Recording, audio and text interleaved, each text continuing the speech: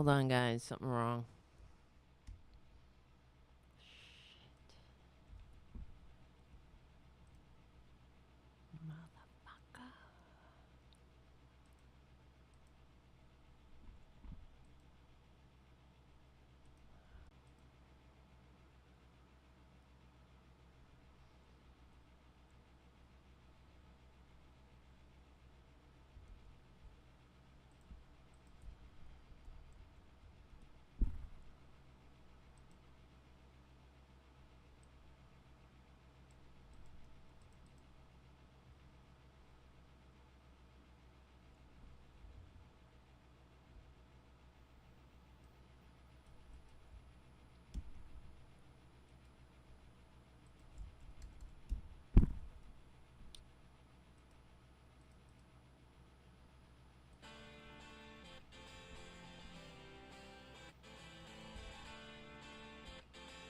RDTDaily.com presents a Tarabuster with comedian Tara Devlin.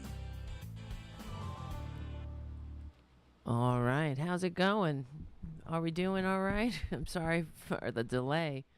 And as I tried to start the show, I wasn't able to get any music playing. Oh my god. So, all right, and I need the music tonight for the timing breaks. This is Tara Devlin. Thanks so much for hanging out. I see we have the most amazing chat room on earth is now filling up with a lot of people. Oh my God. And a lot of super chats. What the hell? Thank you so much. Thank you so much, Jim, for your super chat right out of the gate, as always. And thank you, Richard W. Another great show, Tara. And thank you, Irene, for your super chat. Happy Friday, Tarabuster. Keep the liberal media going. And thank you for your incredibly generous super chat, because that will keep the liberal media going. It will. It matters, and it means a lot to me, emotionally and spiritually as well. Thank you so much. And thank you, Matt, for your super chat. Lots more Tara this week. The world is better with more Tara. Thank you so much. Right back at you, Matt. For real. We're in this together. This is our show. That's how I look at it. Really. Why the hell would I do this? Just sit here screaming into the void. Would I do that? Probably. Would I scream into the void? Yeah, I guess. But it's a lot more fun when we're together. So, oh my God, Mark from Shaping Progress is in our chat. I was just thinking about you today and every other day, frankly. And Mark is our millennial correspondent, and it's a tough time for millennials. Jesus Christ. What a world to be born into and to be inheriting from. Oh my God. Okay, we have so much to talk about, but let me do the plugs first. So if you can, please become a patron at patreon.com/Tara Devlin. This will keep the show going and growing. And also share the show with your friends and give the show a good review on iTunes. Uh-oh. I just heard the pause of my producer jumping down off of something. It sounds like every time I start the show, I guess maybe it's the talking and the activity that happens that attracts him. All of a sudden he comes alive. Well, he's alive, but he's not as annoying usually. He just gets annoying when the show starts. Maybe it's like he needs the attention. But all right. Maybe it was a false alarm. I heard those paws jumping down off of something. So, okay, we are on SoundCloud, iTunes, Stitcher. Give the show a good review on iTunes. That helps to get the show in the. I mean, it's something you can do. It doesn't cost anything, and it does help, because when people go to other liberal shows, this show will be suggested, and it doesn't even have to be liberal shows. I don't know if you noticed, if you go to iTunes and you're looking for podcasts and you're looking for whatever, if you're looking at a political a podcast, what will come up? you'll get all the right wingers. You'll get C.J. Pearson will pop up, and who's the other? I mean, all of them. All of the Charlie Pierce. Is that no? Is that the guy's name? Wait, it's all their names are escaping me. Thankfully, they all are disgusting. Let me see, conservative, and they all look like demons to me. They all have these wolfy. Well, not that I like wolves, but conservative podcasts. Best conservative podcasts. Oh yes, Ben Shapiro. Look at this. Look at this shit. I want to show you the second best conservative podcast according to this site that I'm looking at. The verdict with Ted Cruz. Aren't you supposed to be a senator? You stink bomb. Right? The verdict with Ted Cruz. Uh-oh. Here comes the producer. Already? I swear to God, man. I'm going to put you in the bedroom, producer. It's not... I mean, come on, producer. Come on. You got to let me do my thing. You can produce from over there. The verdict with Ted Cruz. Join Senator Ted Cruz and his co-host Michael Knowles as they break down the most important news stories of the day and reveal what they mean for you, which is everything is you're under attack, there's going to be some critical race theory, we got to stop it, we got to stop trans people, everybody's under attack. The PP patrol is out in force. And the lies come flying like a goddamn fire hose. That's the verdict with Ted Cruz. On the verdict with Ted Cruz, who's supposed to be a fucking senator, you will go behind the scenes of the political debates of our country that Republicans can only pretend to love. The verdict with Ted Cruz is being brought to you by Jobs, Freedom, and Security PAC, which you know is run by a bunch of fascists who hate America. A political action committee dedicated to supporting conservative causes. And what is that? Low taxes on the rich and deregulation? No, it's hate. Hate, violence, and lies. And anti-democratic lies, anything that destroys democracy. That's what you'll find at the under conservative causes, supporting conservative causes, organizations, and candidates who are getting even more crackpot by the second. In 2022, Jobs, Freedoms, and Security Pact, plans to donate to conservative candidates running for Congress and help the Republican Party across the nation that they are actively destroying. Who is this? Let's see. Let's just look this up. And Conservative Security PAC. Profile. Open secrets. Okay. Who are they? It's not coming up. Jobs, Freedom, and Security PAC is a leadership PAC affiliated with Ted Cruz, of course. It's his grift. Give money. This is the problem. They have, thanks to the unfettered money in politics brought to us by the filthy, disgusting fascists on the Supreme Court over the years, the kiss-up, kick-down ghosts of the Gilded Age who have assaulted our long-suffering democracy, fledgling democracy. Thanks to them, government is now a grift for the most underwhelming people. If you can't make it in any other profession, if you have no talent, but and also no scruples and no morality, you will find a rather lucrative grift in government now. If you're a scumbag and a con man, and you hate, and you have no morals, whether you hate or not, you're just a selfish sociopath who wants to ingratiate themselves. And you don't have the smarts, or the you don't have the brain power, or you're just lazy. You don't have you're not good enough to be an actual con man.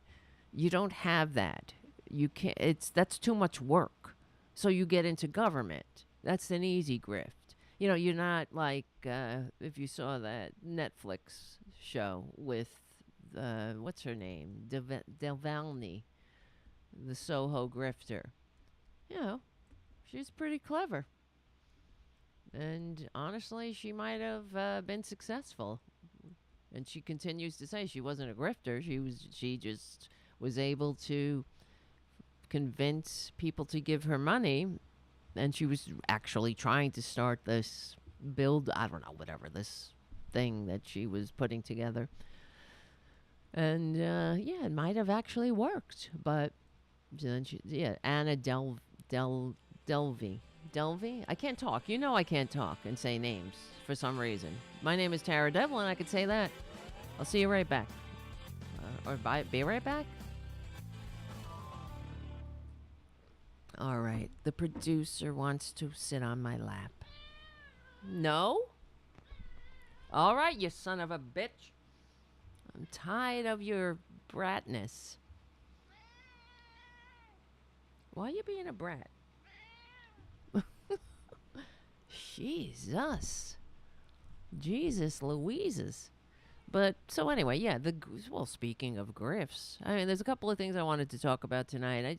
The violence on the right. They've turned everything. They're just a bunch of liars, and they are stoking violence, and they don't give a crap who dies, under the guise of, I guess, children. This is how cynical and sick they are, and they must be stopped.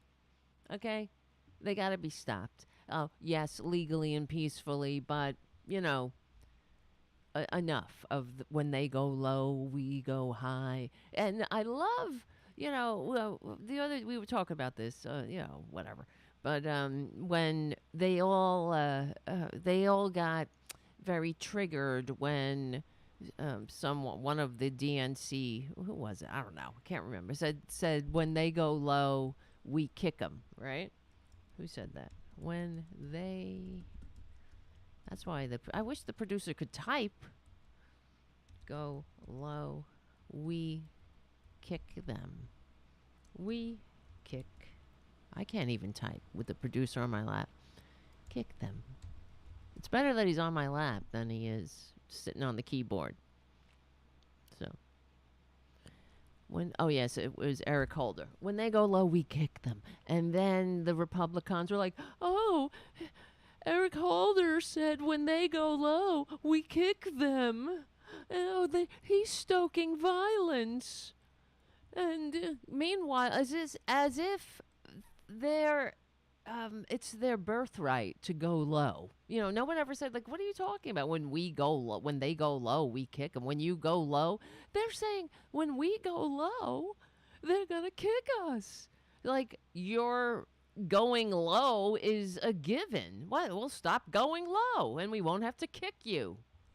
You know what I mean? It's like they don't realize how just disturbing and screwed up they are, and how violent they are, and how sick they are. Like, going low that's what we do. So when we go low, he said they're gonna kick us. Well, isn't that terrible? Well, maybe if you weren't going low, Wait, what's wrong? Is something going on with my someone? What's happening? Is my volume okay? We have to bump up the volume. Oh shit! Bump up the volume. Dance, dance. How's that better? Bump up the volume. That's all I need. Is for to be talking and nobody be hearing me. All right, bump up the volume, volume, volume. This is what happens every time. I can't even can't. I can't blame the producer. Is it? I can't take it anymore. Ow! Sorry, I'm sorry. I had to move your leg. It was sticking in my leg, so I had to move it. Producer, he's like, when you go low. When I went low, you went high. All right, thank you guys for letting me know. I hope the whole beginning of the show isn't a waste. Were you able to hear me in any way? Was it just low but audible? I hope so. Let me know, okay? Because otherwise, I might have to start the show again. Because when we go low, they go high, and I mean, why don't they just go high? You know, but that's not. It was a little low, but not unsalvageable. I'm just asking because I can fix it in post. Okay, thank you. That's good, and that's what I'll do. Alrighty, as long as we have a level of volume. So. Thank you, guys. You are my producers. And this is my emotional support cat. So, yeah, speaking of grifts, where is it? Well, they're just a bunch of violent bastards, and I can't stand them. And so what were we going to talk about tonight? I wanted to talk about the violence that the Republicans are stoking all over the country against, of course, LGBTQ people. And the lies that prove me right. They have they have nothing. They have nothing to stand on, and they don't give a crap. That's why they have to lie. And their lies are getting more outrageous, which shows you how desperate they are, but also how devoid of any what's the word? They're devoid of even the desire to have a functioning democracy. This is not how you behave. If you want to have, if you want to promote the general welfare, it's not. You wouldn't attack your fellow Americans. And today, I was listening to Tom Hartman today, and they were discussing political violence, and he was interested in, he asked people to call in to tell their stories if they've encountered this, because what he said he's noticing is that people aren't putting up Biden, Harris flags or stickers or anything because they're afraid. They don't put it on their cars. There's a new it's like a new era in politics, and Democrats are being intimidated. And so people were calling up with their stories about of course, people giving them the finger and things like that. Vandalism against their cars that have had bumper stickers on them. And a guy was talking about, he was at a wedding once where he was having a conversation with someone else at the wedding. I think it was like, his brother-in-law's something or other. And and of course, the guy who called Tom Hartman was a normal person, and he was talking to a Trumpanzee, and they were sitting on a swing set for whatever reason. There was a swing set at the, whatever, I don't know. There was a swing set at the wedding, and the guy picked up the seat of the swing set and smacked him across the face, like sucker punched him, or just with a sucker assaulted him with the seat of a swing set. And then, of course, the guy went back at him and there was a fight, and the cops were called, and the guy was charged with assault because he said that Trump is a con man and Trump is a failed businessman. They just can't handle it. This is fascism, and it's cultism. And it's like Al Qaeda. The more outrageous and inhumane an ideology, the more violent its adherents. That is a rule. It's a given. This is Tara Dillon. Thanks for hanging out. We're talking about violence and disgusting fascist grifters. And what else? And there was a woman who... So the guy with the ones that stuck out were the guy who got hit with who got hit with the seat on the swing, and then there was a woman. She said she was in a bar, and somebody was going on about Trump, and like he wanted to fillet him, and she said, I can't stand him. And this baboon got up and pushed her against the wall and got in her face. That's a man for you, right? And it's baffling. This is a con man. This is a grifter. We all knew this. Oh, but he played a successful businessman on reality TV. He's a liar. He's a grifter. But he hates the same people they do. That's what it's about. And he gives them permission to be as disgusting as he is. That's it. Like I say, it all comes down to racism. That is their sickness, their underlying disease. It's racism and homophobia. It's hate. Hate against an other. But usually it's racism, but they're, of course, branching out into every other hate other minority groups. That's why they have to lie. It never stops. Every time we overcome these lies, don't worry about it. In 100 years, it'll be the same thing. In 100 years, when people have overcome this, they will reemerge with their sickness, with the same old lies. It never ever stops. They're irredeemable, and they must be legally and peacefully crushed. Well, before I go on with, for example, today, just the same way it's when they go low, we kick them. Oh, wah, wah, wah. They said they were going to kick us when we go low. Like, we're allowed to go low. We're supposed to go low. What are they doing kicking us? You know what I mean? No one even pointed that out.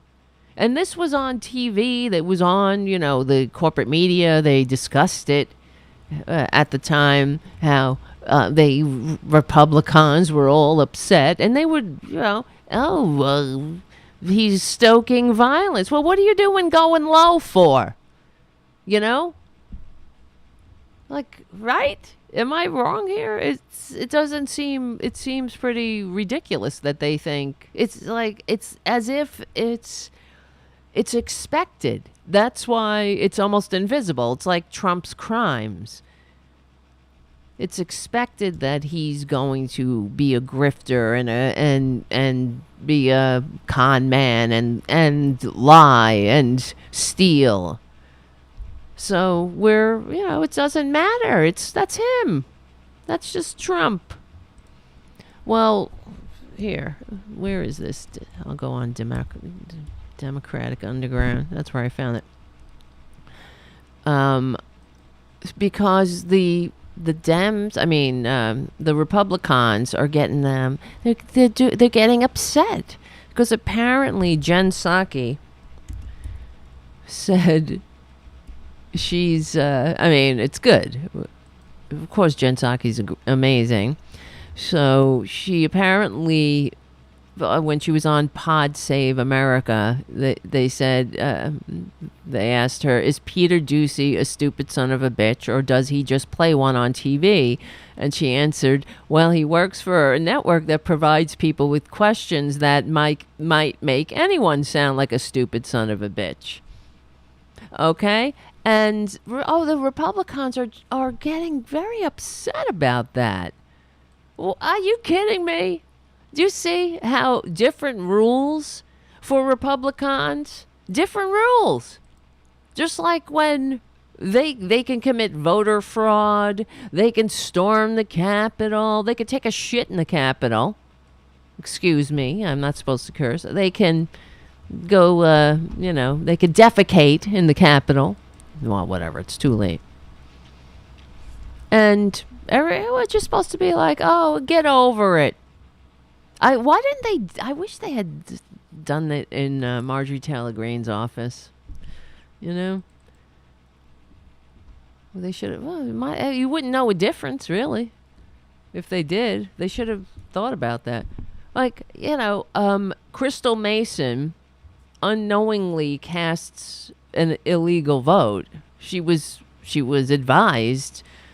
She was wrongly advised. She asked about it. Am I allowed to vote? And she voted. They said, yes, you're fine. And she voted. And what happened? She's in jail. She goes to jail. Mark Meadows, former White House chief of staff, knowingly casts an illegal vote. And nothing happens to him. Why isn't he in jail? Why isn't he arrested? In the very least. Why is Crystal Mason in jail? Is she still in jail? It's unbelievable, right? Well, why do I keep saying that? It is completely believable. Let's see.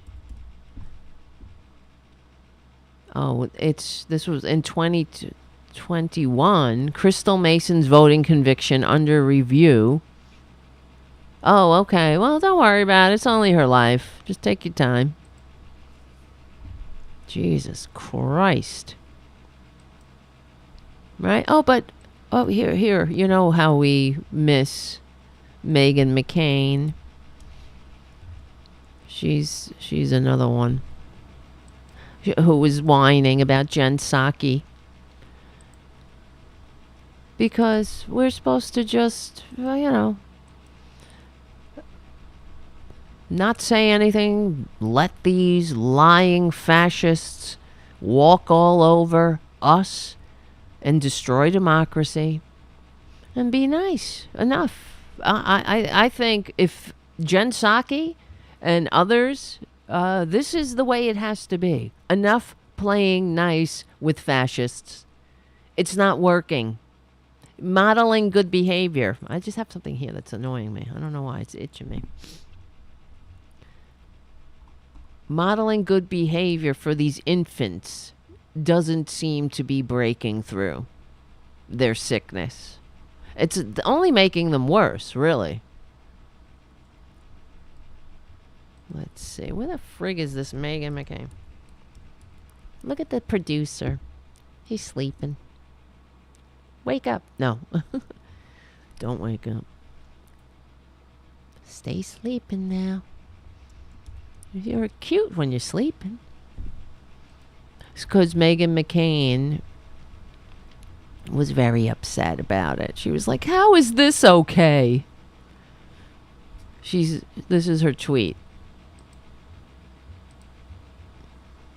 Fox is the only cable network Jen Psaki hasn't negotiated a fat check to go work for. Hey, I thought it was all about you, me, capitalism. Now she can't go get a fat check, right? These efforts, that's all they give a crap about is a fat check. How is language like this towards P. Ducey respecting everyone and healing the soul of America. Because every time we ever push back, this is going to be their charge. And this is their charge. Oh, he said he was going to heal us. Well, you know what? We do heal. We will heal America when you cockroaches are back in your nests, fittering away in your basements, in your wherever the hell you came from, in your sewers, hanging out together and complaining and saying the N-word. That's what you do, right? And collecting your Social Security checks. How is this healing the soul of America? Well, it's healing my soul a little bit. I got to tell you, because this modeling good behavior hasn't gotten us anywhere. This is no better than the Trump administration treated the press, and it's gross. Oh, that's some scintillating commentary. Well, I couldn't expect anything more. Jesus Christ. Really? Why is Meghan McCain? Why? You know, and she was on, different platforms. What the hell? I just want to look this up too. I'm sorry. I'm looking a lot of things up now. Did she ever go to college? I'm wondering what her background is. Or does she think that knowledge of politics, history, and whatever, civics, that it all comes through your daddy's sperm? Right? Meghan McCain. All right, we'll be right back.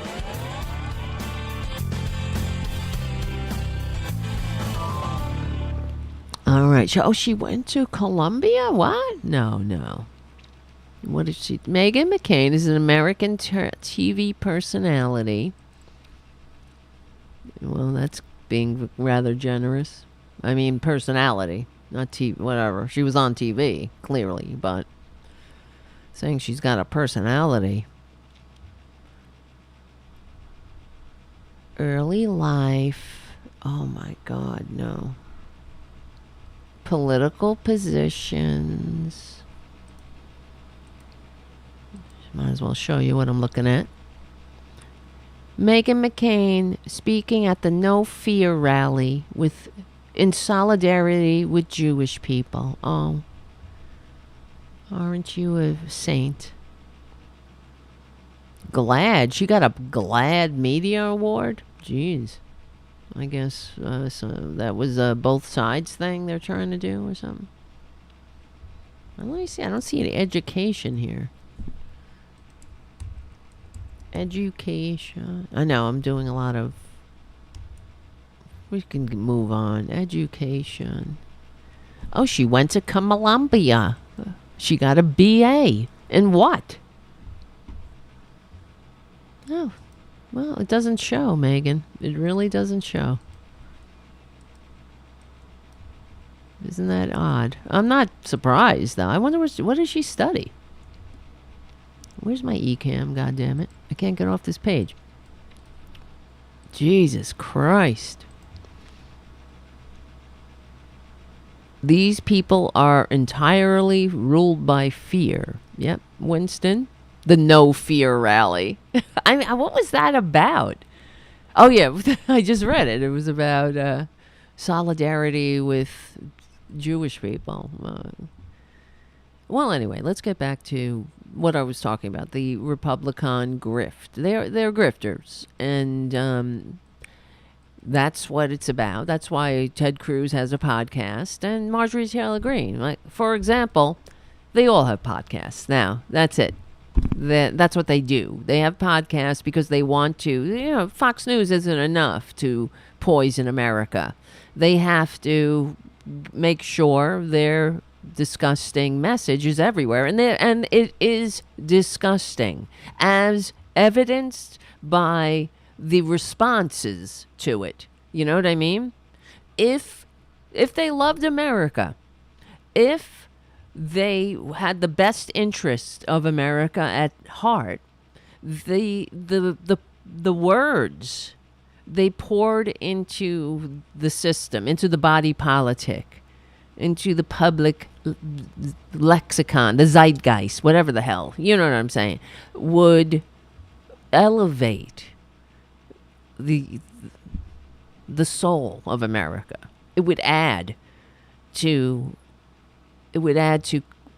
unity. It would be healing. You know? It wouldn't cause violence and death. But that's what they're about.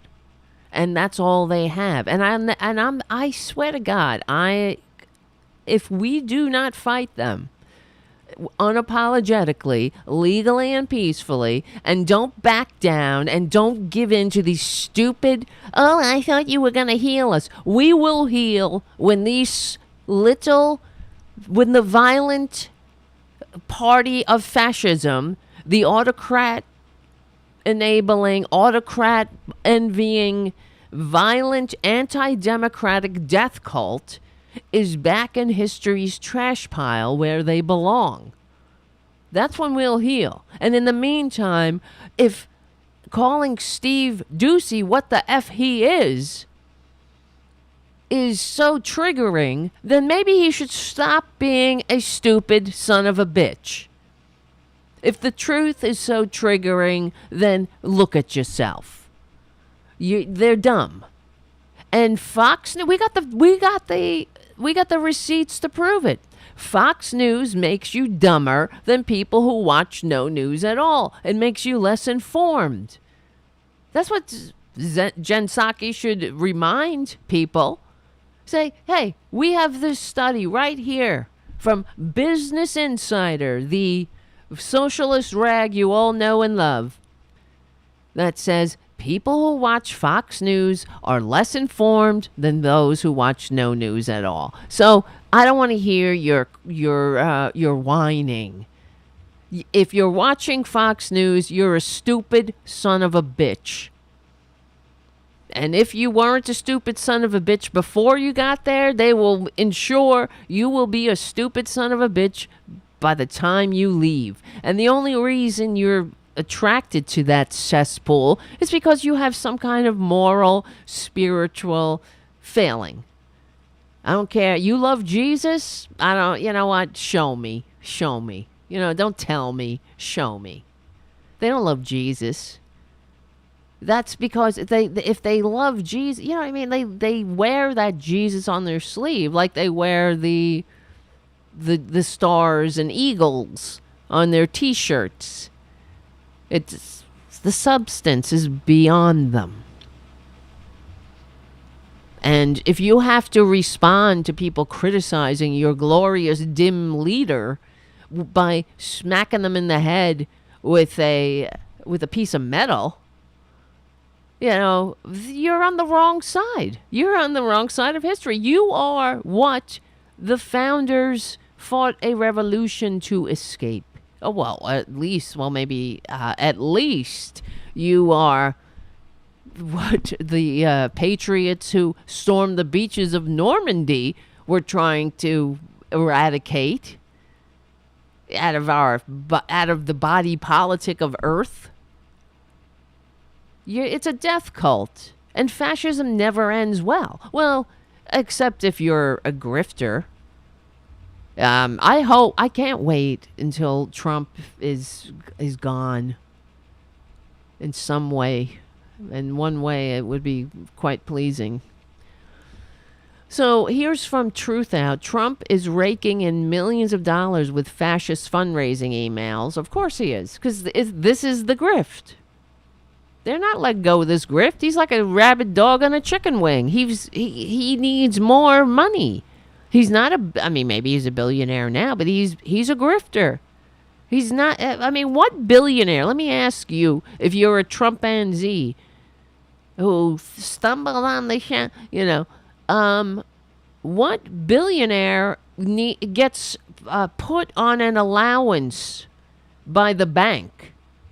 Okay? That's what they did to the grifter. What billionaire gets his yachts and helicopter and all kinds of whatever other accoutrement he surrounded himself with? That's what con men do, you know? That's what Anna Delvey did, and other con men and women.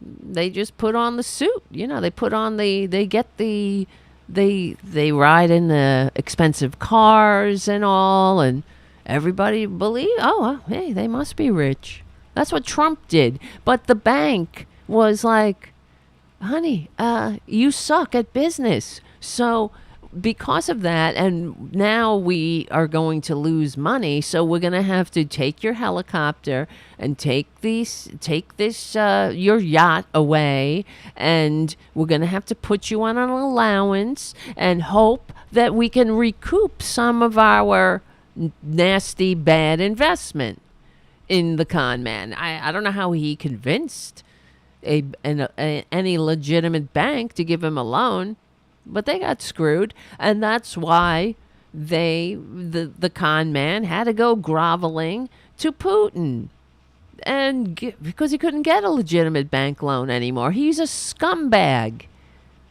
No offense to scumbags, and he needed money, because that's all that matters to the scumbag. It's money and whatever everybody's saying about him.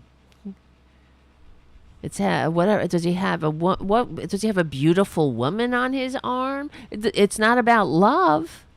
It's about what it makes him look like to others. He could never have someone on his arm that wasn't like a top model. That's why he had to upgrade, so-called. His women aren't allowed to get old. What does that look like for him?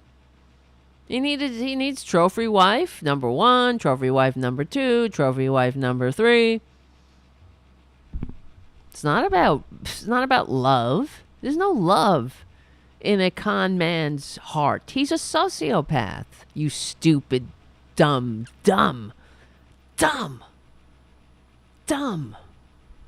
vile people. And I'm saying people just to be generous. Donald Trump, here's from Mike Ludwig, finally a name I can pronounce. Donald Trump remains the highest totaling fundraiser for the GOP, and experts say the fundraising emails fueling his political ambitions increasingly echo conspiracy theories and employ fascist rhetoric that appeals to the right's worst impulses. What a surprise. We'll be right back.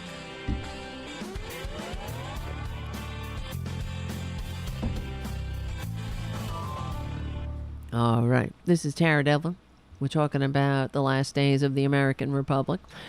Trump's fundraising emails helped generate $378 million in small donations for the 2020 campaign, and there is $110 million in the former president's war chest as of February.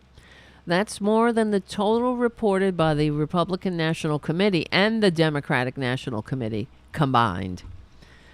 This fundraising success, well, I mean, even just reading this is an offense to my soul, because it shouldn't even be happening.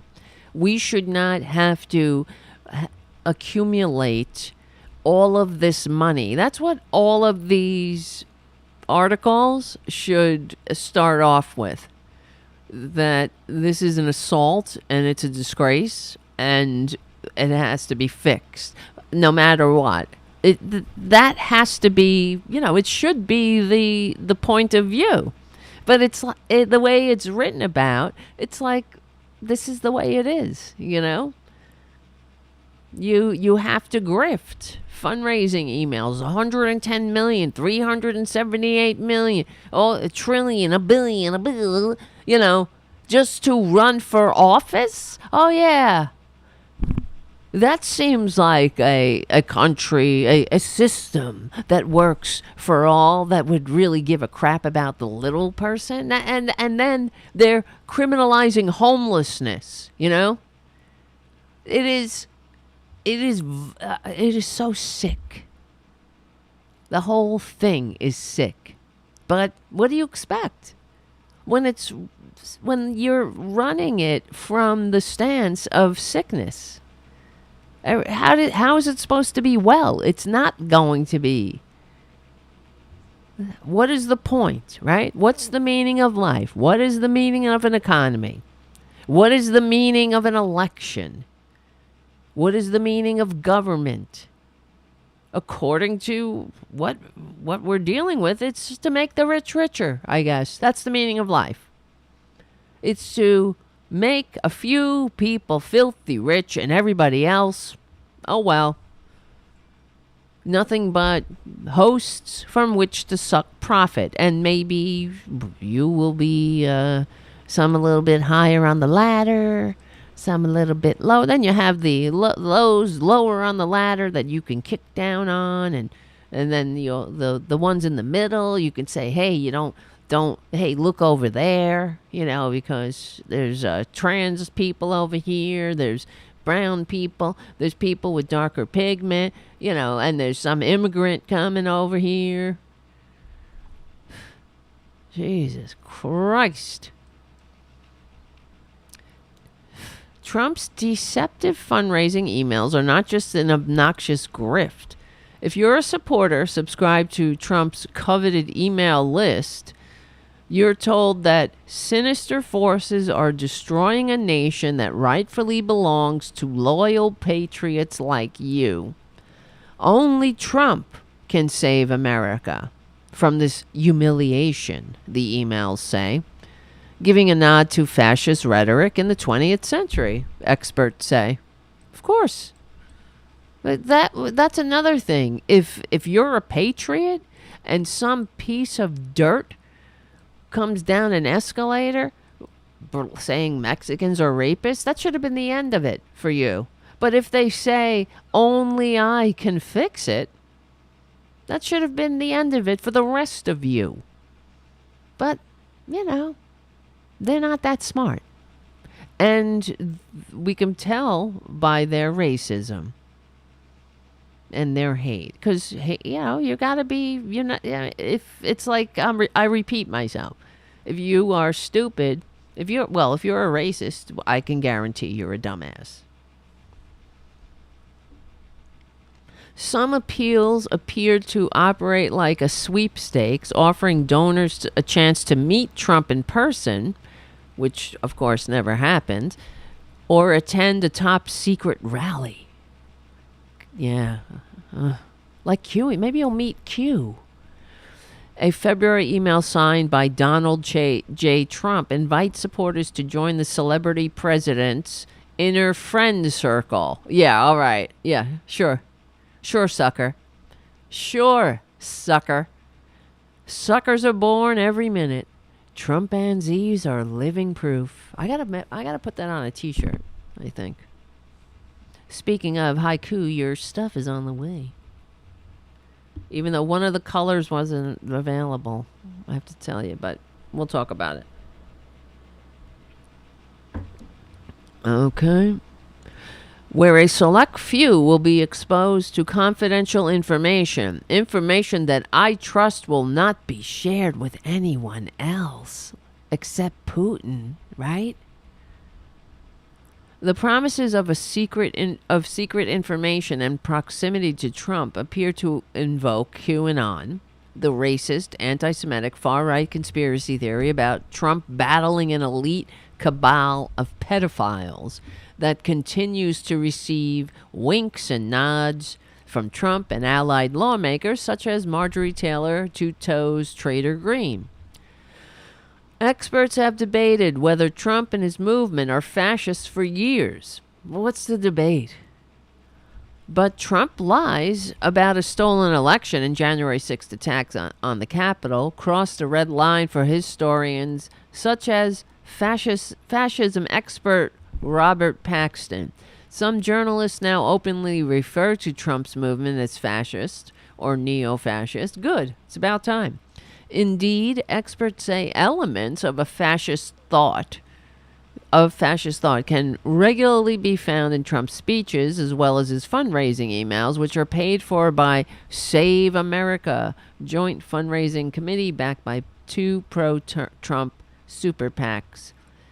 In a handy explainer published at The Conversation, John Broich, an associate professor at Case Western Reserve University, broadly defines fascism as historians see it. Fascist parties first appeared in Italy after World War I and spread across Europe and the world, including to the United States, South America, and India. Fascism is the logical extreme of nationalism. Remember? Yeah, a lot of people say that there's a bad word. It kind of fell out of fashion. Nationalism. You know what? I'm a nationalist. Well, you're a piece of dirt too. I'm a nationalist. That was the dim leader, the dumb Führer. The idea that nation states should be built around races or historical peoples, well, that works out well in a nation of immigrants. Fascists are obsessed with race, Broich writes, as well as the idea of true patriots and good people being humiliated while bad people benefit. And that's all we live with now. The attacks on Judge Jackson, calling her a pedophile or a pedophile. She's got to play a soft place in her heart for pedophiles. That was calculated and deliberate. These scums, and they do it all the time. And when Jen Psaki says that people who watch Fox News, well, she didn't even say it like that. She said, she said it tactfully. Sounds like a stupid son of a bitch, because something about Fox. Well, whatever. You know what I'm saying. That's where they are dividing us. Democrats, how is this healing us? How is it healing? Let's look at Meghan McCain's Twitter feed and see if she said anything about the disgusting attacks on Ketanji Brown Jackson. Let's see if she said anything about, how is this healing us? These sick, twisted attacks, these lies on a well-qualified, decent human being who is so above them. They're just like little ants on the ground. She's so above them. They're not fit to even say her name, but that's who we have to deal with. And then that's why they have to attack her. They attack, and now Democrats, well, not just now, but Democrats as a whole, with these outrageous lies. The more outrageous a lie, the more apt dumbasses will believe it. That's right out of Fascism 101. Oh, brother. In a handy explainer published by The Conversation, John Broich. Whoops, here comes the music. Boom, boom. We'll be right back. This is Tara Devlin.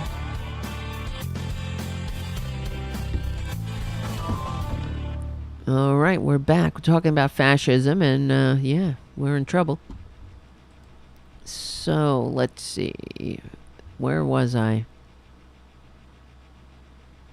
Fascism says our existing right isn't hardcore enough. For example, they still dig democracy or dig relative pluralism, so let's tear everything down and rebuild it around the folk, the people. That's one of the main bingo boxes that Trump ticks, Broich said in an interview.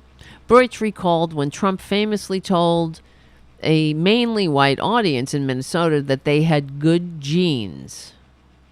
He thinks this too. He thinks he has good genes. Remember, he's like, oh, my uncle and was a famous something, and that doctor, and that makes me the greatest. Before warning them that President Joe Biden would flood their community with refugees from Somalia, a statement critics invokes eugenics and racial superiority. Of course it does. Critics? Critics? What? Who isn't a critic of this? I can't stand. It's like on corporate media when these fascists are lying and getting away with it, and Trump is praising con men and trying to turn this country into an autocratic death cult. And they'll say Democrats are up in arms about whatever the crime du jour is. What do you mean Democrats are up in arms? Should be patriots, Americans, normal people. It's not just Democrats. You see how they create the dividing lines. Give me a break here.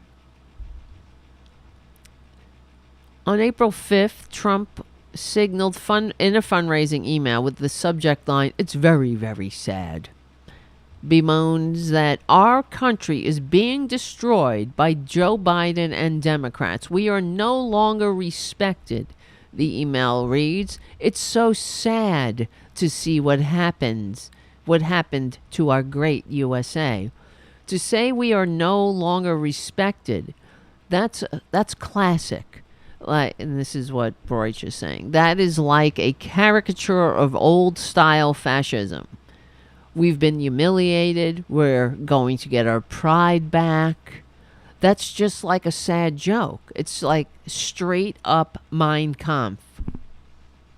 The fundraising pitch is largely devoid of actual political content besides the quick mention of a disaster at the border and a pledge to save America.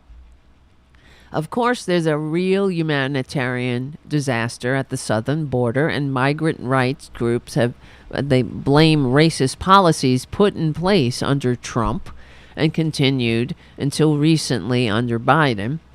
Trump and Republicans, such as Texas Governor Greg Abbott, have long exploited xenophobic fears of immigrants of color to rally their nationalist base. Trump built his presidency around a border wall, and Abbott is currently further militarizing the border with all the resources he can muster. In response to Biden's nixing Title 42, the so-called Remain in Mexico policy, Deutsch said fascism is revolutionary rightism that is both anti-establishment and rabidly anti-socialist. Fascism is revolutionary in the sense that the current political system must be seized or overthrown in order to protect the, quote, people, or the folk, otherwise known as the Volk in German, from whoever the other targeted by fascists may be. In the case of Nazi Germany, targets included communism, liberalism, socialism, immigrants, Jews, and Slavs. Now we have communism, liberalism, socialism, immigrants, Jews, trans, gays. Who else? Right? Did I skip anybody? I'm sure I did. In the same April 8th fundraising email, Trump declares that the system is totally broken. He writes that the country is going into socialism and communism. At the same time, apparently, and the leadership, well, at the same time, apparently, socialism and communism, which shows what a dumb bastard he is, and they count on the dumb bastards reading it and swallowing it like sucking on their mother's teat. At the same time, and the leadership of Joe Biden and Kamala Harris is to blame. Trump erroneously brands all Democrats socialists and communists, of course, to the chagrin of many progressives. The mainstream Democratic Party is decidedly not socialist. Still, if Trumpists believe the system is broken and communism is somehow on the rise, then they can also believe that violence is needed to save America, fascism experts say. This sentiment was clearly present at armed militias, fascist gangs, and angry Trump supporters. Fascist gangs and angry Trump supporters searched for lawmakers to attack on January 6th. Trump's rhetoric continues to encourage violence more than a year later. During a recent speech in South Carolina, Trump urged followers to lay down their lives in defense of a country supposedly under attack by progressive forces. Inspired in part by Trump, Republicans across the U.S. have responded to widespread calls for racial justice by pushing to ban books and classroom discussions of critical race theory, quote unquote, their inaccurate catch-all term for equity programs and anti-racism education. Getting critical race theory out of our schools is not just a matter of values, it's a matter of national survival. All right, relax, producer. He was falling off my knees. We have no choice. The fate of any nation ultimately depends upon willingness of the citizens to lay down, and they must do this, lay down their very lives to defend their country. If we allow the Marxists and communists and socialists to teach our children to hate America, there will be no one left to defend our flag or protect our great country or its freedoms, except the freedom to say gay, talk about race, read 1,000 books that they have on the list, and everything else, or freedom to go to a doctor, freedom to have a decent middle-class life, freedom to have the general welfare promoted over the welfare of the transnational corporate elite. You know, freedom. Actual freedom. Holy shit. Oh, I'm sorry. Both parties have wanted to outmaneuver the other at the ballot box, but now I think with Trumpism, they don't have a problem with abandoning democracy. I think that is the big change. Yep. Hold on, we'll be right back. Jesus help us. Jesus, Mary, and Joseph. Jesus, Mary, and Joseph. All right. Where was I? Broich argues that fascism exists on a spectrum like any other political ideology. Wait. Did I mess up? Where am I? We're almost done with this article. I just felt it was important to read. Both parties, yes, we had blah blah blah. Trumpism doesn't have a problem with abandoning democracy.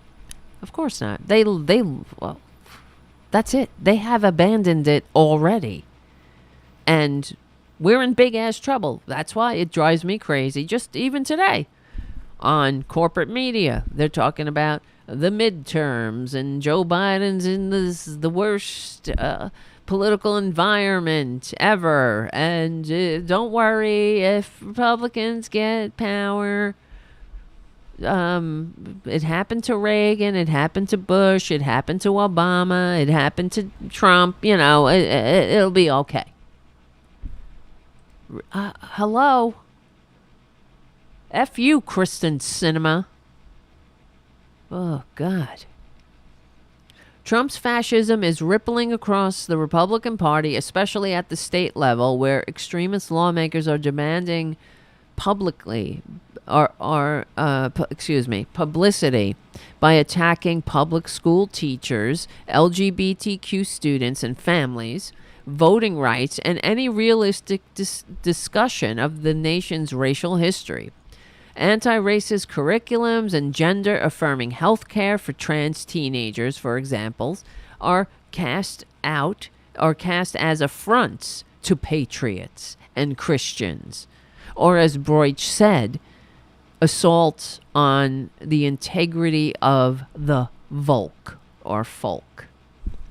For Trumpism, we might say it's an assault on real Americans. You've got to have them under attack, or so you can rally around the flag of Trump as a counterattack. Not all reactionaries and authoritarians are fascists. Former President George W. Bush generally is not considered a fascist because he is a member of a political establishment rather than a revolutionary rightist, but was a warmonger and is criticized for undermining the Constitution. But he still represents the current system and the mainstream GOP. Trump, on the other hand, bucked Jeb Bush and the Republican establishment as a populist outsider from the right in 2016. Since then, Trump has ignored a long list of democratic norms, culminating in his refusal to concede in the last election. Fascism is always a revolutionary rightism, so fascism has to attack an established older right. That is impossible for Jeb Bush, but it was explicitly what Trump did, Broich said. Broich argues that fascism exists on a spectrum like any other political ideology, but there are defining characteristics. Check enough boxes on the fascist bingo card: anti-left violence, racism, xenophobia, crony capitalism, extreme nationalism, paramilitaries, and street violence, a strong central leader, and you are in fascist territory. Of course, Trump is not identical to fascists of the past, but a close look at how he rallies supporters and takes their money offers a glimpse at what a fascist future could look like. Even if Trump is no longer in the White House, his fundraising emails show that we can't ignore the continual possibility of a future on the of such a future on the horizon.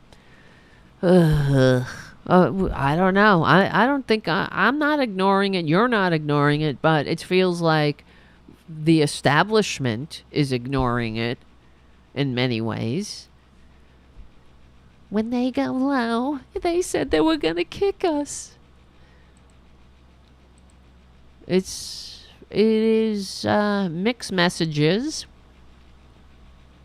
and they're not getting around. Like, let me just play this one thing. Well, I'll play others, but there's a few things. Did you see? Here's what DeSantis said today about his anti-abortion bill that they're sweeping the nation. But here's what DeSantis said. Look what's going on in certain segments of our society, particularly amongst people who are affiliated with the far left of our political far spectrum. left. Of I course, wish. that's overrepresented in places like Hollywood, Right. in the media, and obviously Who are these in one of our bitches major behind political him? parties. But they are now taking the position that babies can be aborted up to the 9th month. No. Literally, you can go back for you parents. Bullshit. Those are some of the most significant experiences of my life, to hold your child Oh my for the very God. first time. What they would say is, parent holding that child, if you just go back a day or two, then you would have been able to snuff the child out Are you entirely. fucking nuts? That You is just sick fundamentally wrong. That is snuff the infanticide, child. and that has no place. Who? Okay, I'm like almost speechless. The lies. The lies. Absolute and utter freaking lies.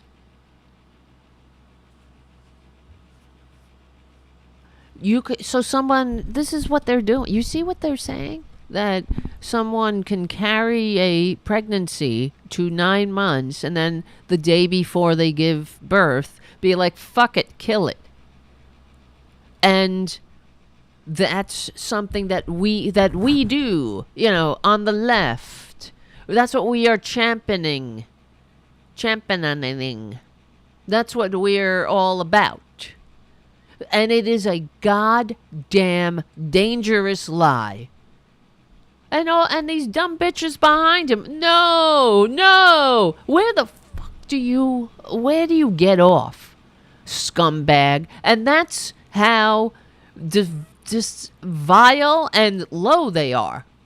There are no lows too low for these lying pricks, and they're gonna get worse. How dare he spread this filthy lie? But what they're saying is that, Democrats have no souls. Meanwhile, here in reality, the abortion rate go down under Democratic policies. That people under conservative policies, death by despair goes up. They hate life. They hate babies, children, adolescents, prepubescents, teenagers, adults, the middle-aged and the elderly and the goddamn dead. They hate everything but greed and selfishness. And they will say whatever it takes to destroy this country, to divide people. Oh, but when they go low, look, I thought they were supposed to unify us. Joe Biden said he was going to unify us, and then Jen Psaki called Steve Ducey a stupid son of a bitch.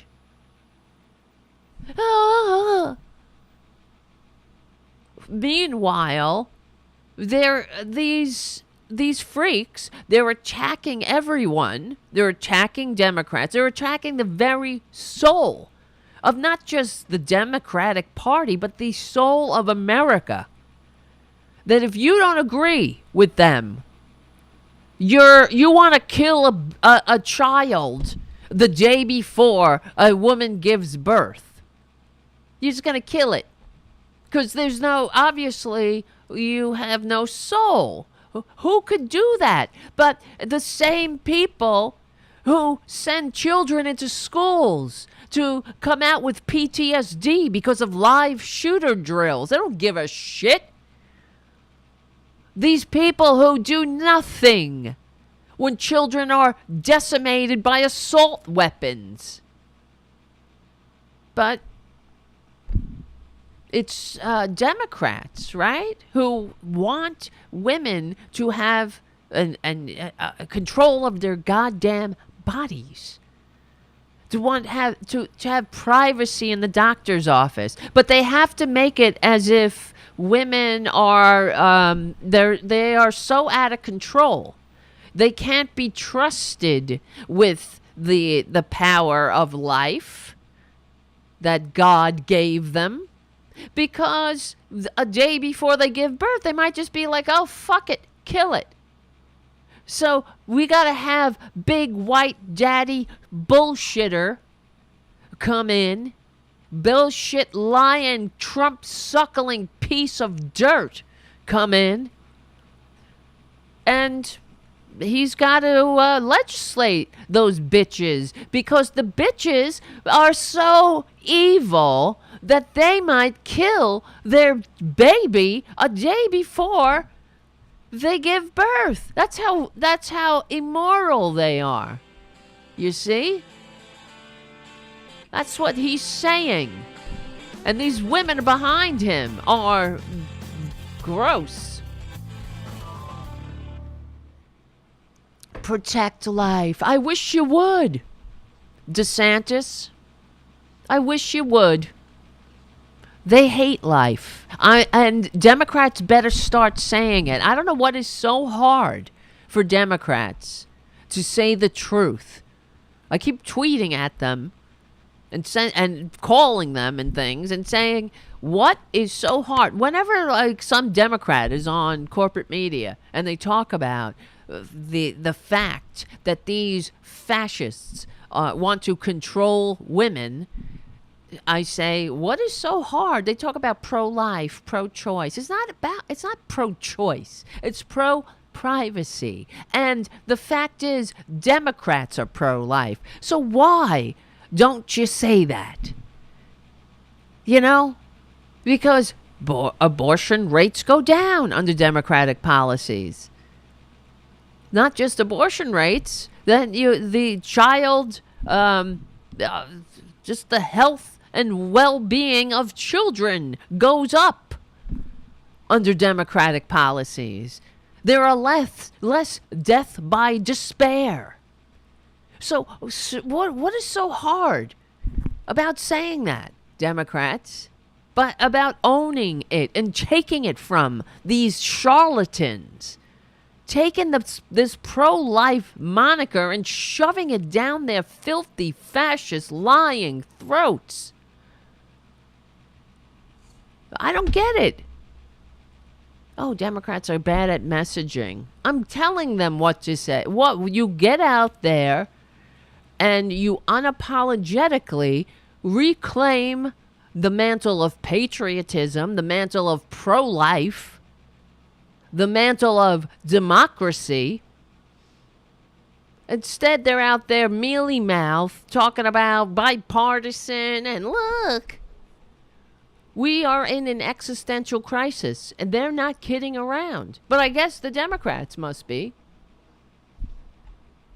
They're out there. I have never heard such the level of filthy lies coming out of the mouths of Democrats as I hear coming out of the mouths of these filthy fascist Republicans.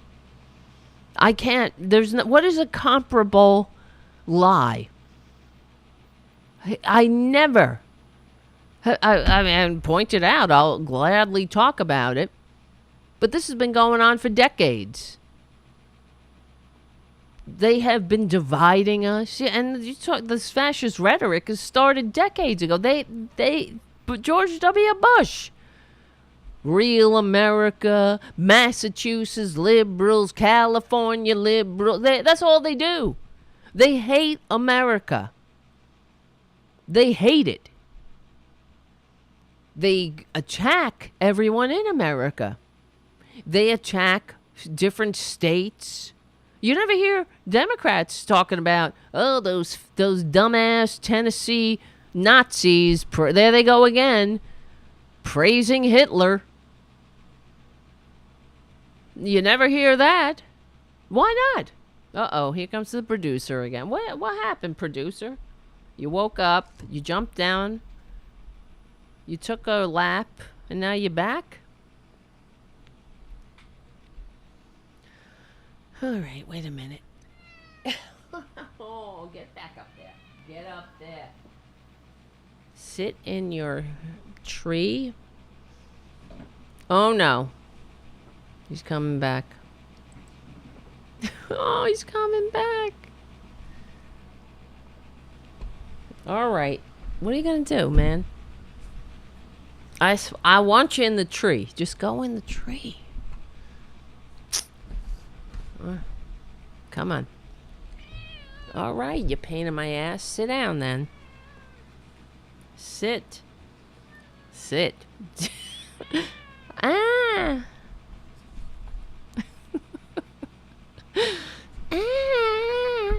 Just, you were sleeping so nicely. What happened?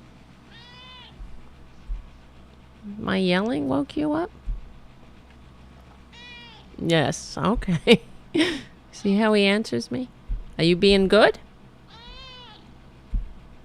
Yes. Well, I'll be the judge of that. Jesus, help us. And I don't know. I saw this thing. I don't know. I can't probably play the whole thing, but Jason Kepler from The Daily Show and went to CPAC. Let's play a little bit of it.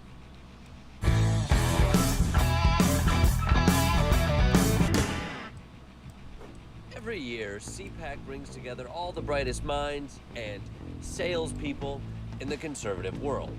And with the world careening from crisis to crisis, Might be a I've little come to low. Orlando to find out where their movement is going and brace myself for what's to come. People are asking the question, who the future of the Republican Party is. Trump. Trump. Trump is the Republican Party. CPAC is Trump. I'm here to support the greatest president ever, Donald J. Trump. Donald J. Trump's the greatest president ever. 100%. If you look at the Trump That is a child, by the way. That's a 15-year-old and very disturbed young man. Trump is the greatest president ever, and I know I'm a 15-year-old. Poppy, I see Poppy in the chat. Poppy, I just shut the phones down because I didn't think you were here. I asked Poppy if she wanted to call in. We'll have to do it another time. I just shut the phones down because every minute that the phones are on is another minute I have to pay for. So I was like, all right, Poppy's not calling in, so better shut the phones down before I waste any more money. All right, well, you can listen in bed. Poppy says she's in bed. Another day, you call in. Look at this guy. I'll put my... I mean, would you ever wear an outfit like that? No, I mean, just anything that you love. Trump won hat. Make America Great Again on your sleeves. Born to Ride 45. Donald J. Trump. Trump is my president. Ballot. Trump. Jesus Christ. You're a clown show. It's a clown. There's something mentally ill there. Am I wrong? Who would look like that? Imagine being this person's relative. It would be incredibly embarrassing.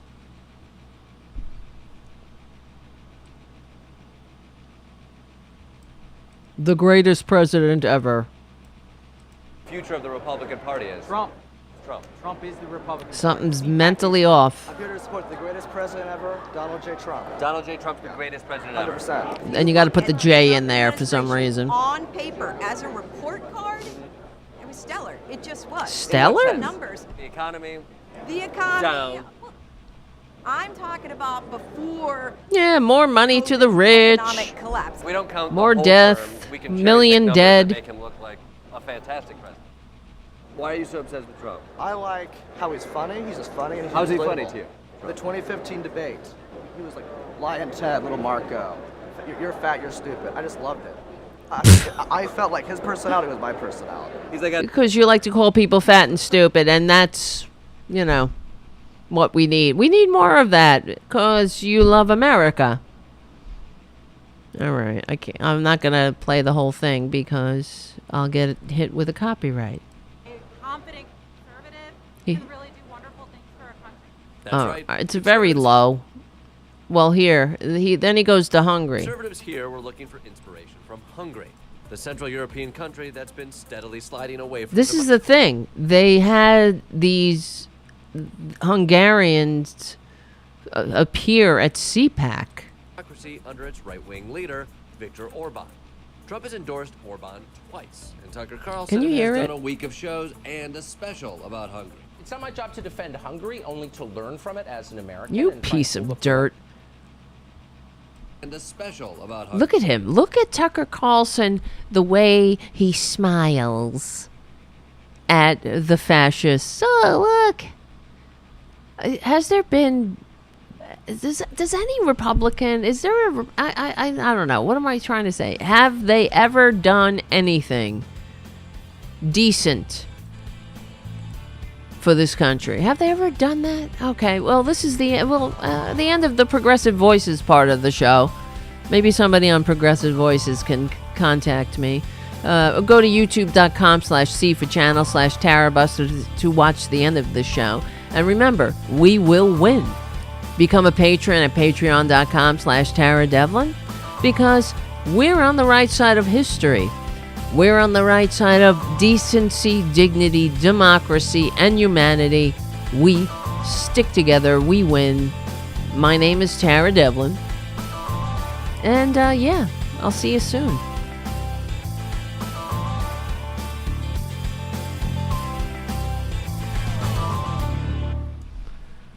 All right, we're back for the last half of the show. Or less than half. Whoops. So they go to Hungary. Oh my God. And look at this lady. Look at her. What is wrong with them? She hates America, but she's wearing it on her face. Yeah, I hate. See, I have to, everybody. I want everybody to see what a patriot I am. So I have to paint it on my face instead of. Why don't you just be a patriot? You know what I mean? Then you can keep your pores out in the air. You don't have to stuff your pores with this toxic paint. You know what I mean? You could just be a patriot. You can care about your country and community. When a tax-cheating, draft-dodging, dictator-envying con man with a fake university and a multi-level marketing fake vitamin scam comes down an escalator saying that Mexicans are rapists, you can declare yourself a patriot by turning your back on him and walking the F out. You know? You can show us you're a patriot that way. You don't need to put that crap on your face. When Republicans are lying, you can be like, this is not for me. This is fascism. This isn't small d democratic. I love my country. I gotta get out of here. We don't want this. Unbelievable. John Fowler on the chat. She has a nice rack though. I know, right? Like imagine she only has that shit on her face, on one side of her face, and then you're seeing her from profile. Imagine you're like, oh, maybe I'll go talk to her. She has a nice rack, and then she turns, and you're like, what the hell? There is no God. And then you're scared. Wow, these people are effing frightening. Aren't they? I mean, you're a cultist. When you're in your bathroom and you're putting that makeup on your face, like maybe she started with regular makeup. She's like, oh, you know what? I have an idea. And then it's like out of some movie. You ever see, there's been movies of people losing their minds and then they're putting on lipstick and then they start like normal and then it's like all over their face. That's probably what happened there. She was like, she started there and then she was like, started making stripes. And then she was like, holy shit, I'm cracking up. How do I rescue this? Okay, I'll where's my blue eyeshadow? I'll make it into a flag. Wow. Well, there's a closer look. Wow, lady. Wow. Here's a guy from Hungary. God bless you all. God bless America. God bless Hungary. And of course, let's go, Brandon. So I decided to pack Let's go, Brandon. Because we're 12. We're 12. And no offense to 12-year-olds. Because 12-year-olds grow up. Pack full of rapid tests and Trevor's Amex card to finger the pulse internationally. I arrived in beautiful Budapest to find out how similar these two movements really are. What do you think about what's happening with Ukraine? What's happened there, it's not Putin's fault. If it's not Putin's fault, is it Biden's fault? You can put this question for Biden's son. How much trillion invested in Ukraine? Wow. You see? Okay. Well, the point is, it's very kind of low. So they're the same. They have a fascist movement, and Hungary is effectively an illiberal democracy, backsliding democracy, and now we are. Well, isn't that what happened? What happened recently? The first time America was on a list of backsliding democracies. Oh my God, Jeffrey. I'm seeing a lot of super chats. First of all, thank you, JD, for your super chat in pounds, you lucky bastard. Good evening, Tara and Tara friends. And thank you, Jeffrey Giraffe, for your $10 super chat. And then you wrote $100, and then you put in $100. Thank you, Jeffrey Giraffe. I think maybe the first one was a mistake. Can I give you $10 back? You got $10, Jeff? Thank you, guys. Wow. I am blown away and from your generosity and your support, keeping the show going and growing and keeping me in cat treats, but also keeping my spirit going. Yeah, USA, haiku on the chat. USA is now a democracy in decline. It was for the first time. That's right, we were put on a list. We were categorized as a backsliding democracy. Wow. That's another thing. You know what? That should be on every corporate media show. You know what I mean? Instead of down in the polls, up in the polls, down in the polls. Let's go to the polls. Who's got the polls? Let's see the polls. Let's see. You know? People say this. What about gas prices? Gas prices, inflation. You know, up in the polls, gas prices, inflation. Down in the polls, up in the polls, gas prices. Down in the polls, down in the polls. Republicans are. Doesn't matter who's up in the polls. They just hate America. So why isn't that on every corporate media show? I don't think I heard that once on a corporate media show, that the United States was listed as a backsliding democracy. John Fowler on the chat. Oh, well, what the hell? Thank you for your super chat. What the hell? Yeah, why not? Why not keep the liberal media going and growing and keep Tara, just keep her from losing heart. Thank you. No, I mean, it means a lot. Not just practically, but morally, emotionally, spiritually. I wouldn't say sexually, but it does mean a lot. And I know there's a lot of other shows out there that need support. So the fact that you're supporting this show, doesn't escape me. So here's the other thing. I mean, I hate America. I hate America. Don't clip that out.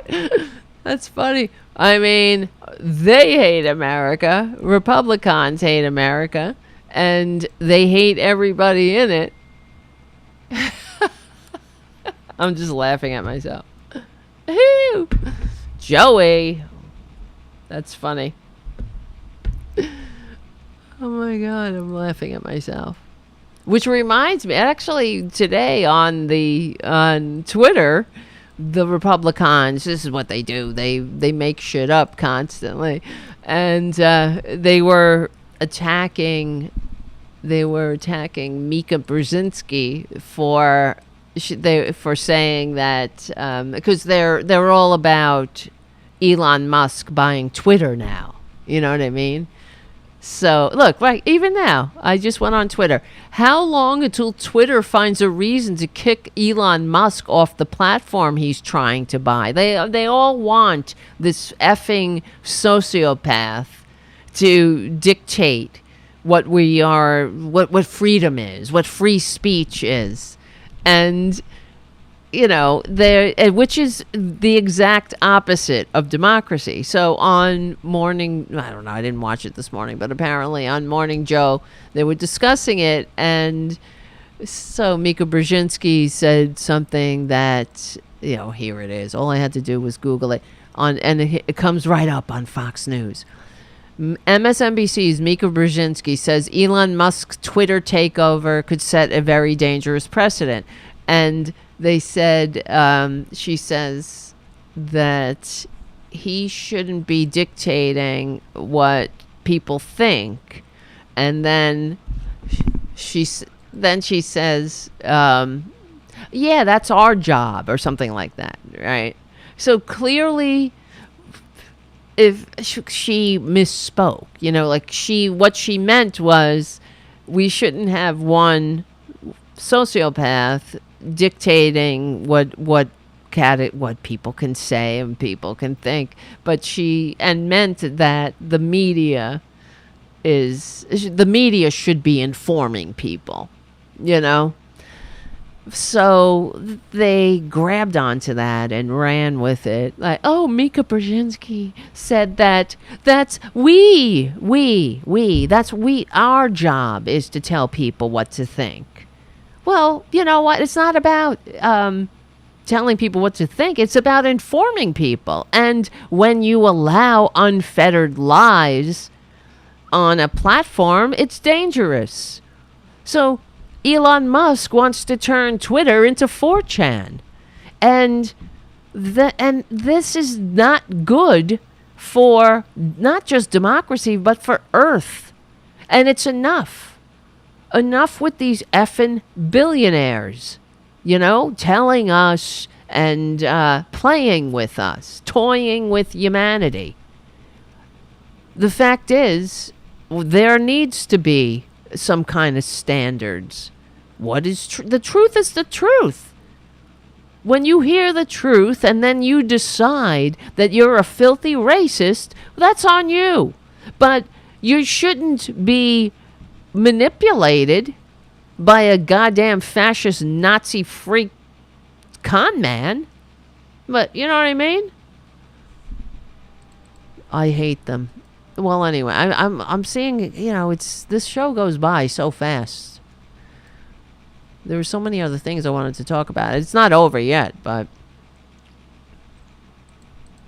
the other thing I wanted to say is that the violence, the Republican violence, it is having real consequences already. We knew this.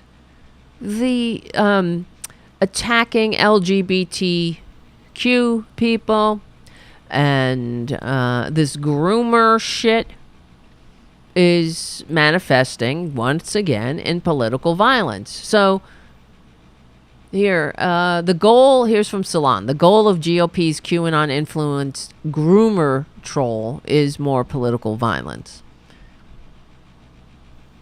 So in the past month, there's been a rapid escalation of conspiracy theories falsely accusing Democrats of somehow pro-pedophilia. The proximate twin causes are the confirmation hearing of Ketanji Brown Jackson and Florida passing the Don't Say Gay bill.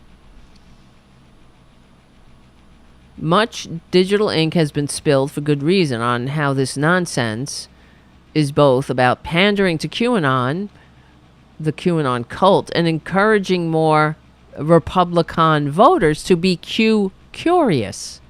So you see, it's mainstreaming this poison. After all, QAnon espouses a conspiracy theory that Democrats secretly run a blood-drinking pedophile cult that worships Satan. And like Ron DeSantis says, we are so horrible and so evil that we will kill a child a day before it's born.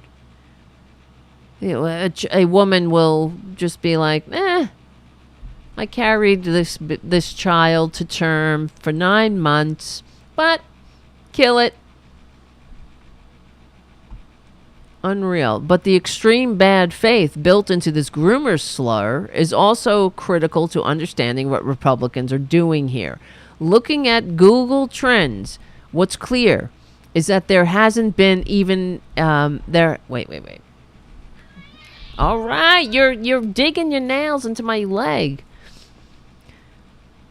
Looking at Google Trends, what's clear is that there hasn't been even a surge of searches for phrases like groomer or grooming, which is what you'd expect if people were sincerely concerned and trying to learn more about the subject. Instead, the audience for this nonsense, just like people who peddle it, understands that the accusations are made in bad faith.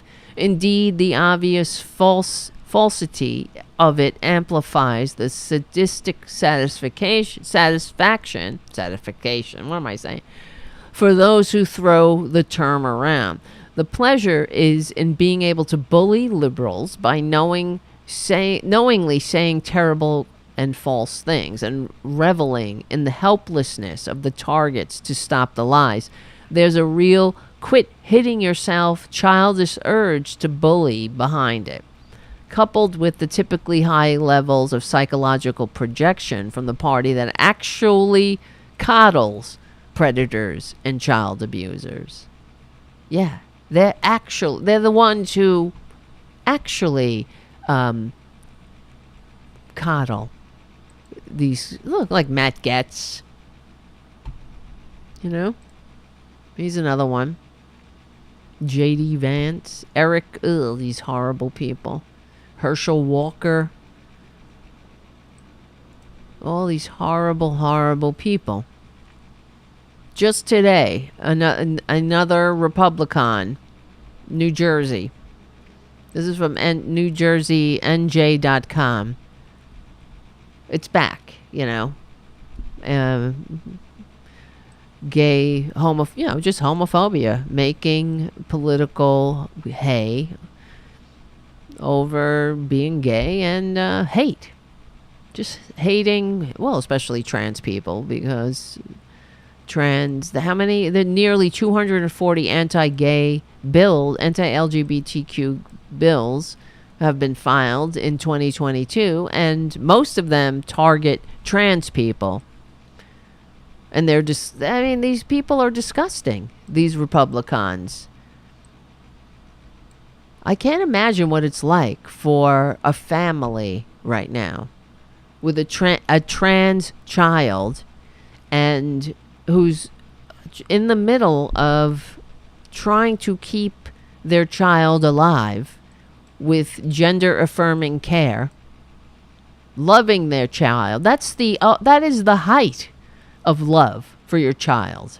And then here comes a Republican who doesn't give a shit about your child, their child, anybody else's child.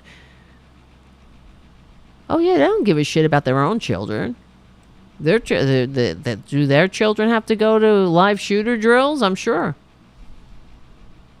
They don't give a shit that their child has to live in the cesspool that they create.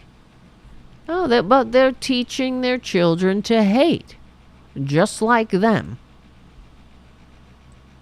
And thank you, Errol Thomas, for your super chat. When will Republic clowns ever gonna know for a fact that administrations 37, 40, and 45 remind us progressive liberals of the 2006 comedy Idiocracy? Well, I think they know that already. They don't care. So the GOP's compulsive lies about LGBTQ and gay sex by Jay Lasseter in Insider NJ. Hating on LGBTQ people is pretty much all New Jersey Republicans stand for these days. And right now, and he's writing for a local newspaper, but it really applies to the entire country. And right now, the entire New Jersey GOP is determined to portray LGBTQs as a threat to your kids. What else is effing new? Now, let's think about this. Who is more of a threat to your kids? Anybody? Is it people living their authentic lives? People who have the courage to live their authentic lives? You know, might be your uncle, your mother, your father, your sister, your brother. You know, people coming out as trans. Is that threatening to your kids? Or is it the fact that they got to go and endure live shooter drills and possibly be shot? Or maybe living in a country that is now the least upwardly mobile with the widest income gap because of Republican tax policy. Or maybe your kid not being able to go to a doctor. Or maybe when they go to school, they're coming out as an indentured servant to banks. Do these policies, are they a threat to your kids? To me, that seems like an actual threat to your kids, not LGBTQ human beings living authentic lives. So this is just a distraction. They don't give a shit who they kill, who they hate, who they turn people against. Like in any other fascist society, they need others to fear the other. And make no mistake where this goes. It goes to death. It goes to violence. They laugh at it. They think it's funny. But I was watching this. We don't have enough time now anyway. But I was watching this horrible Republican. I know I repeat myself. Some Daily Caller cesspool podcast where the two toxically masculine scum. Well, they're not masculine. They're toxic apes, I guess, probably closet cases, were going on about trans people and really hateful, really disgusting hate. And they were all talking about how much it's bad for children. Like they give a shit. Like they ever gave a shit. Oh, I'm all for people living their authentic lives. But when they're 20 or 22 or when they're 23, not when they're a kid. Well, by that time, if a child is trans and they have an opportunity to perhaps develop in a way that helps them in the long term fit in better. I don't know how else to put it. It's like that I Am Jazz kid on that show, her parents did that for her. It stops puberty. She didn't have a deeper voice. She doesn't have to go through the trouble and the abuse, really, that Republicans inflict. But that's what they want to stop. They want to stop people from having compassion and understanding earlier in life. And it's like, I remember I saw a show I saw a TV show, so I know everything about it. But it was about people who were born hermaphrodites. And there are more people than you think.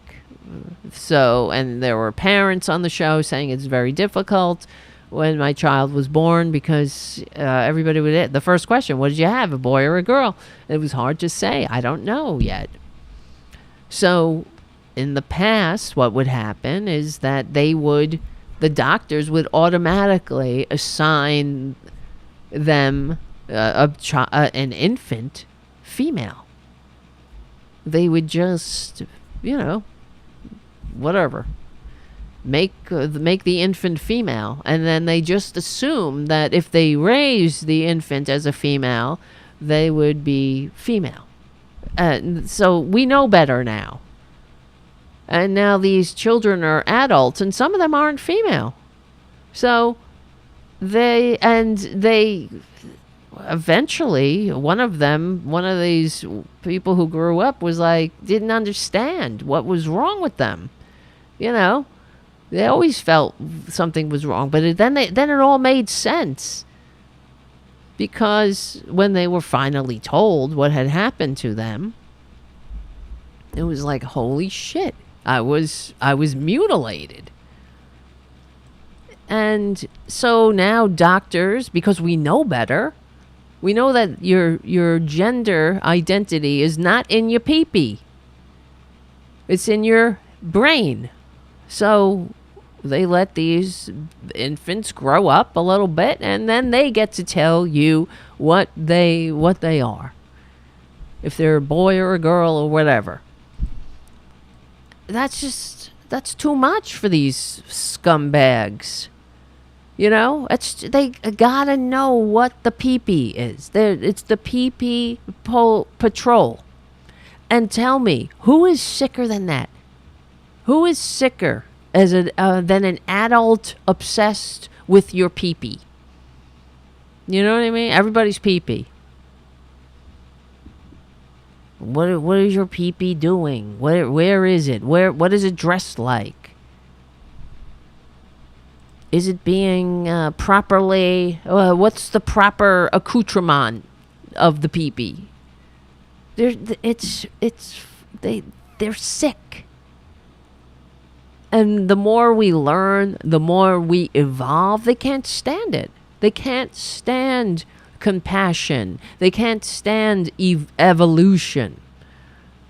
They can't stand us as humans becoming, being evolved and becoming more compassionate and respectful and inclusive. That is scary to them. For whatever reason, they were meant for really the Neanderthal days.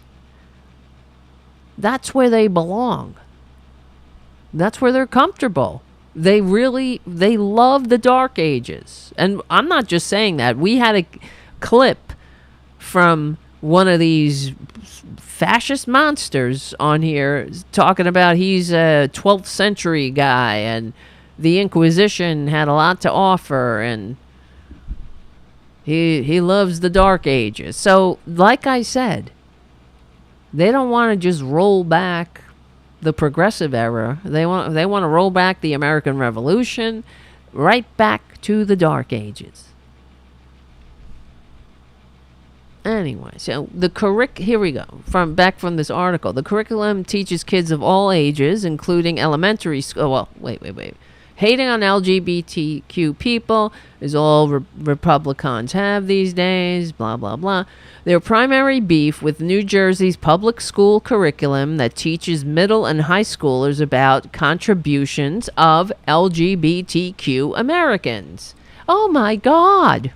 The curriculum teaches kids of all ages, including elementary schoolers, that LGBTQ people exist. And that not all families look the same. We can't have that. It's possible, for example, that one of their classmates might have two moms. Holy crap. Somebody maybe What if one of their mom wears a stupid flag on her face? Are they good then? Here's what a typical LGBTQ curriculum looks like.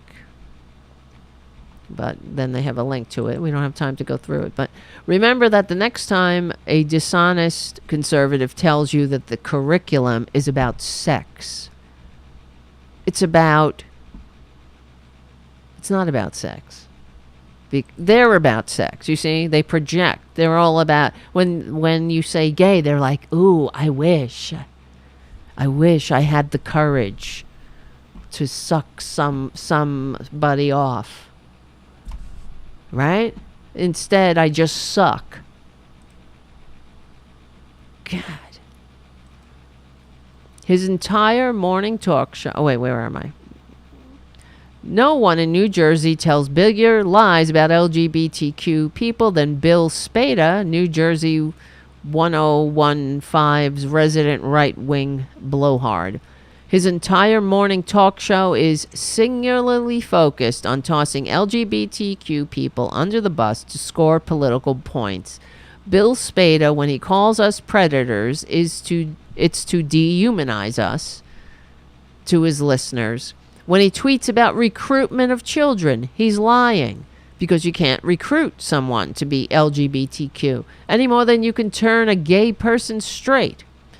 Spada knows that. But it won't stop him from spreading dangerous lies about gays and especially transgender Americans, a population that is already heavily stigmatized. Well, he's got to pile on, this Bill Spada piece of dirt, because he's a coward and he sucks and he's probably gay, frankly, and that's, he's too much of a coward to come out. Otherwise, why would you care? You don't.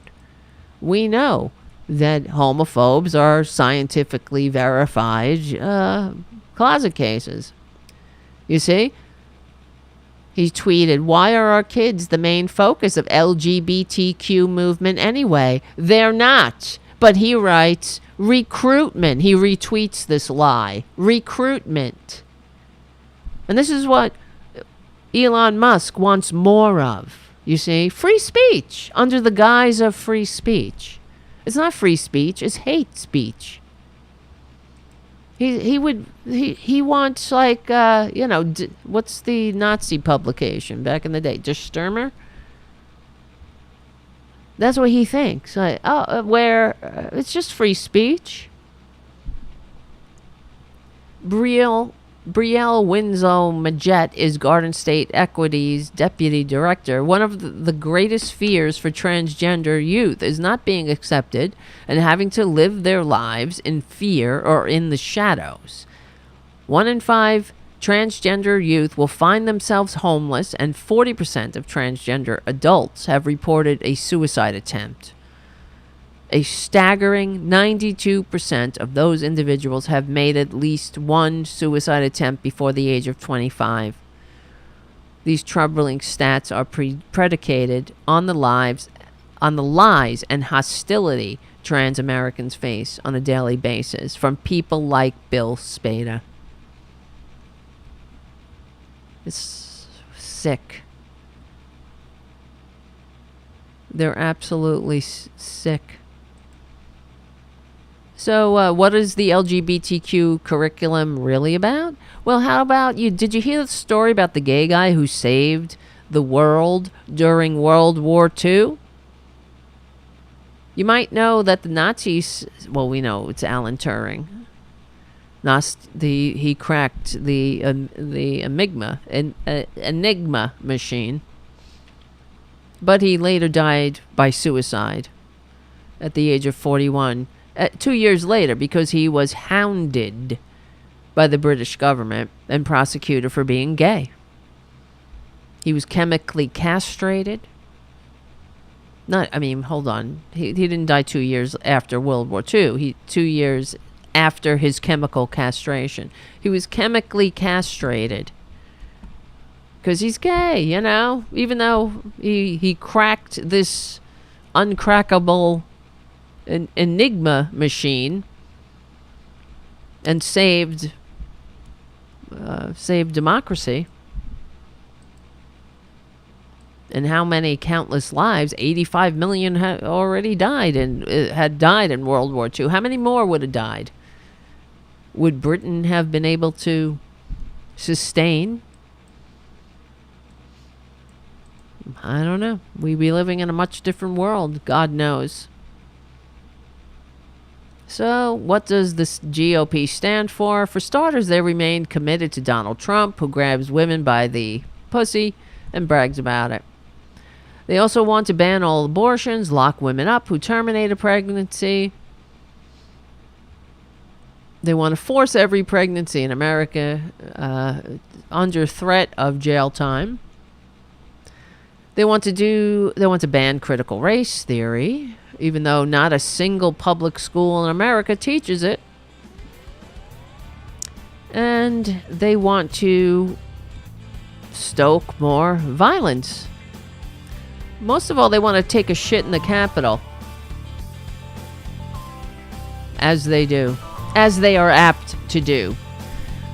But they want to... that is metaphorical and literal. Alright, guys, listen. We got a lot of work to do, but we will win.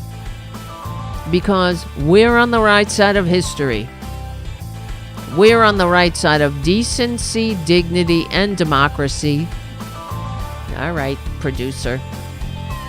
We stick together. We win. My name is Tara Devlin. Become a patron at patreon.com/Tara Devlin, and I'll see you soon.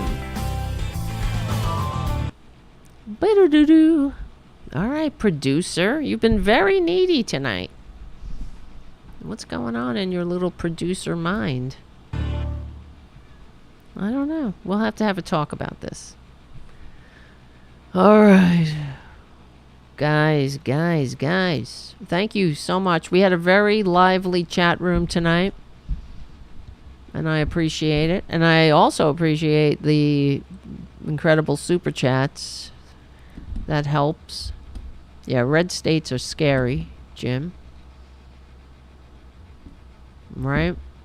And maybe during the week, when we have a show, we'll have Poppy on the show.